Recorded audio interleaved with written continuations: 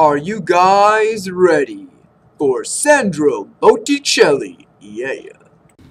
Hello, I am Tony Botticelli, And I am Marco Botticelli. and we are the great descendants of the amazing painter Sandro Botticelli.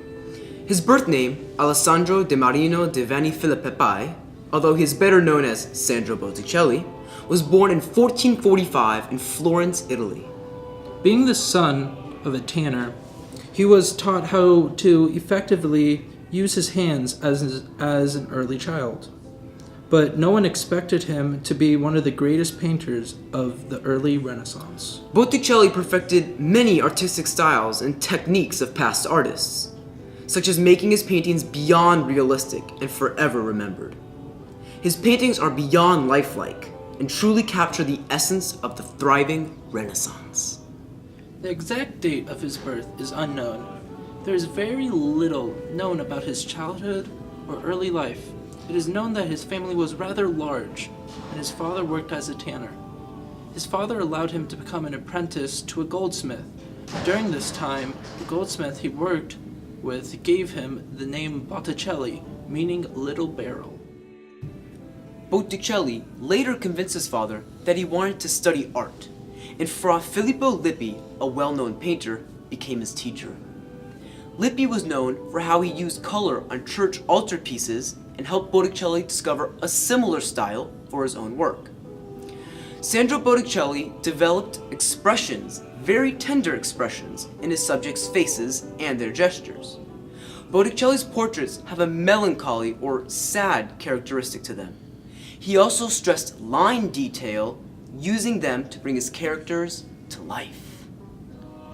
Before we get into his work, let's get familiar with his styles, colors, and methods. With regards to Botticelli's panel work, like most Italian panels of the period, the support was coated with gesso, the three-dimensional effects that were made by line, very fine lines, known as line art. Botticelli then laid in foundation colors, which varied according to the areas of the finished painting. White lead, or the unprimed gesso, provided a base for the flesh tones, carbon black or malachite for the trees and landscape. Then, in one of his few innovations, he made the second foundation, drawing in black ink and wash applied with a brush, resetting the outlines and giving his figures body and weight through modeling the lights and shadows. Botticelli was highly skilled and engaged the same methods consistently throughout his career. Most of his famous techniques, one of them being tempera grasso, a medium that was new to Italy. When you add egg yolk, it changes by the addition of oil to make the painting more transparent. Hello, sir. It's nice to meet you. Today we are with Sir Lawrence Gallowing.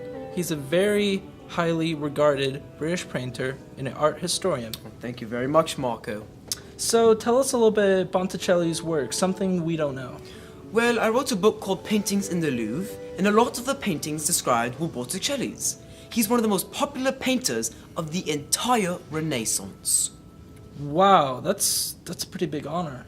I mean, without the help of his teacher, Lippi, however, he never would have been able to perfect his linear style and his very melancholy gesture strokes. Who did he paint for? Because back then they painted for very wealthy people. Yes, that was a very common practice back then. He painted for a family called the Medicis for almost his entire life.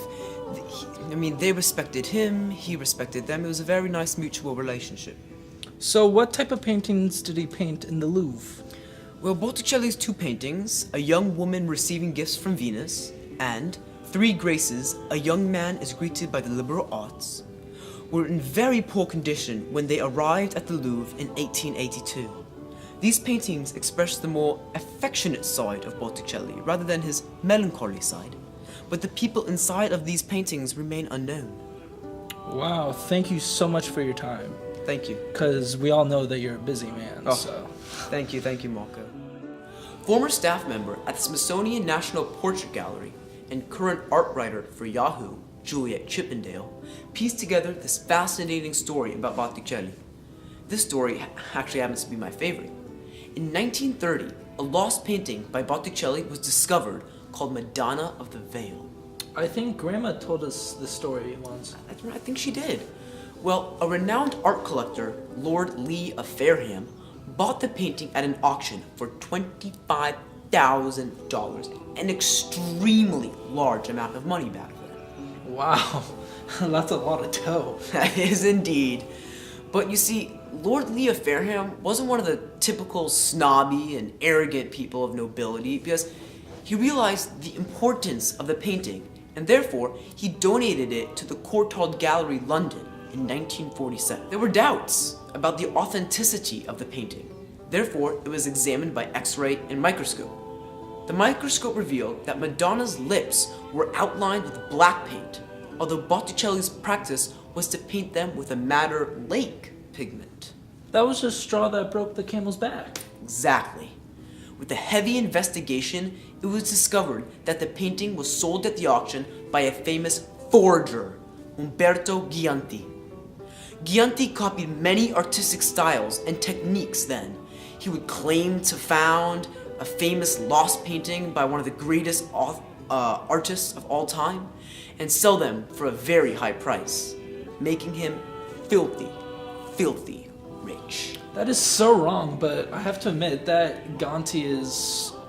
He has some talent. I mean, I knew from the start that that painting wasn't his. I could just tell. Oh, that's a lie. You have no idea.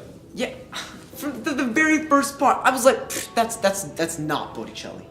No, you didn't. No, you're wrong. I knew it from the very first start. No, yes I did. No, you didn't. Yes I did. Yes, I did! Welcome to Fun Time with Tony. Today, I'll be doing my own rendition of Botticelli's great Portrait of a Young Man in London. You see, this painting is one of his more simplistic paintings. It's not, all out people rushing out of water and all these goddesses everywhere. It's just a portrait of a young man in London. So today I'll be doing my own rendition to see if some of Botticelli's great art genes have flowed into me. Here we go. Currently on screen, you'll be seeing Botticelli's painting of a portrait of a young man of London. As you can see, it looks very lifelike, very realistic. Here we go, just gotta add some finishing touches. I think this is nice. Ooh, wow.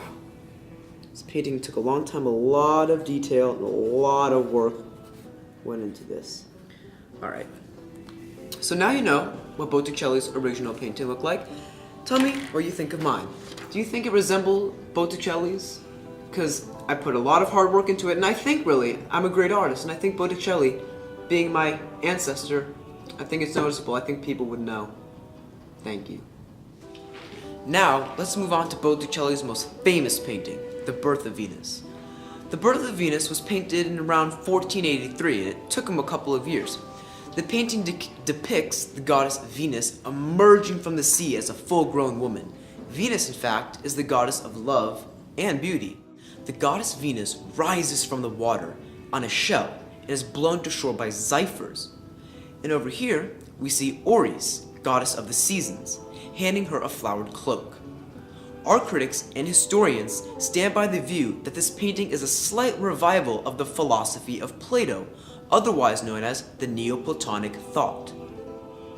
In fact, artists such as Botticelli were inspired by Greek mythology, which was a break from the dominance of artworks that depicted Roman Catholic themes.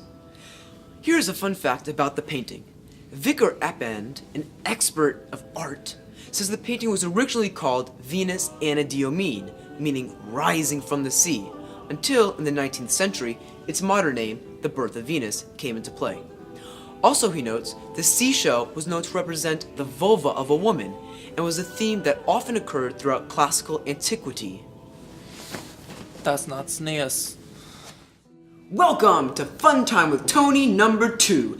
Today, I'll be recreating Botticelli's greatest work, The Birth of Venus. You see, as you just learned about it, this painting is very complex, but I bet to me it'll be pretty easy. Just give me a sec.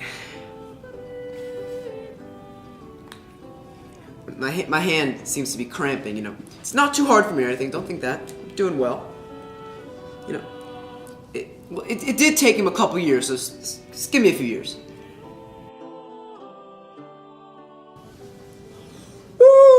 Well, after a few years, I finished. And to be honest, I think it's a little better than Botticelli's, but give me your opinion.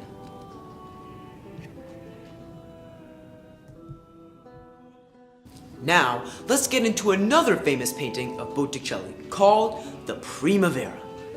This painting captures the nice freshness of a nice spring morning. Each figure has Botticelli's trademark elegance and beauty, along with his characteristic bonelessness. The way they stand is improbable.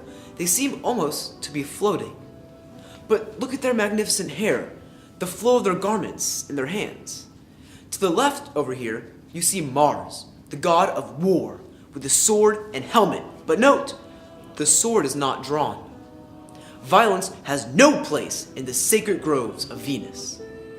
According to Elizabeth Lundy, a journalist, author, storyteller, and art lover, and who also happens to be born in March, my birth month, notes that the Primavera is missing a small element to tie the whole painting together, such as a poem.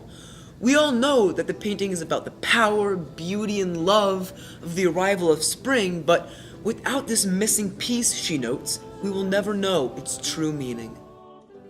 According to Walter Pater, who was an art and English critic, he says that Botticelli is, was, and always will be the best painter Italy has ever had. He notes that Botticelli has the freshest way to create art. This aspect comes from the early Renaissance itself, which is considered to be the most interesting period for the art industry of all time. Studying Botticelli's work, one can begin to understand how a great place in human culture can create such a miraculous painting. His name, Alessandro di Marino di Veno Filosfici, although he is better known as Sandro Botticelli. Oh my god. Oh, really?